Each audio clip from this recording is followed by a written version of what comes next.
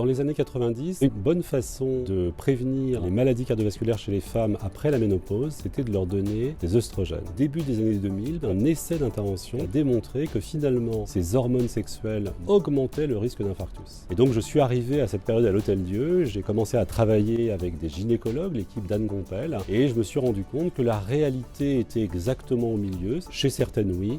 Chez d'autres, non. On propose actuellement aux femmes qui ont la cinquantaine de venir faire des consultations pluridisciplinaires pour juger éventuellement du bénéfice de ces hormones chez elles au niveau individuel, mais aussi de faire un bilan de santé sur d'autres problèmes qui commencent à arriver à la cinquantaine, notamment les maladies cardiovasculaires. Les maladies chroniques, étiquetées comme le plus souvent masculines, sont depuis quelque temps beaucoup plus fréquentes chez les femmes, et ça c'est vrai sur le plan cardiovasculaire.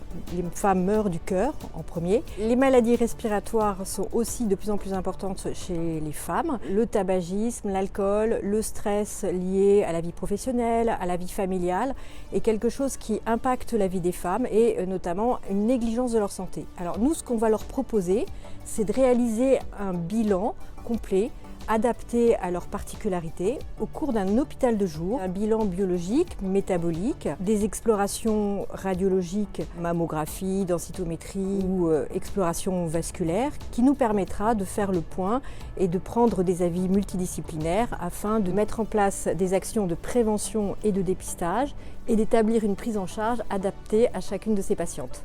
À l'issue de ce bilan en hospitalisation de jour, on organise des réunions de concertation pluridisciplinaires avec l'équipe de gynécologie médicale de Port-Royal du professeur Geneviève Plubureau. Dans ces réunions, on rassemble plusieurs praticiens spécialisés dans différents domaines, à savoir les cardiologues, des endocrinologues, des rhumatologues, des médecins spécialistes de l'hémostase ou encore des oncogénéticiens. Et on décide tous ensemble de la prise en charge la plus optimale, individualisée à chaque patiente. Cette prise en charge peut bien évidemment être assurée par nos équipes ou nos médecins correspondants en ville. Une réelle prise en charge pluridisciplinaire, adaptée à chacune des femmes, à leur histoire, à leur situation actuelle. Et donc notre ambition, avec ce parcours Santé Femmes Quinquas, c'est réellement d'améliorer la santé des femmes de la cinquantaine.